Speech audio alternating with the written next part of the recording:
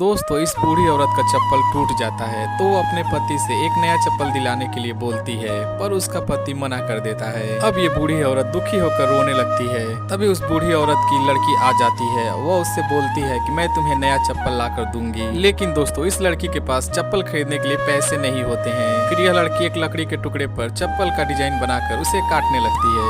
लेकिन दोस्तों आगे इस लड़की ने कुछ ऐसा बना दिया जिसे देखने के बाद आपके भी होश उड़ जाएंगे। लेकिन वो देखने से पहले देखते हैं कौन कौन इस प्यारी माँ के लिए वीडियो को लाइक करके चैनल को सब्सक्राइब करता है।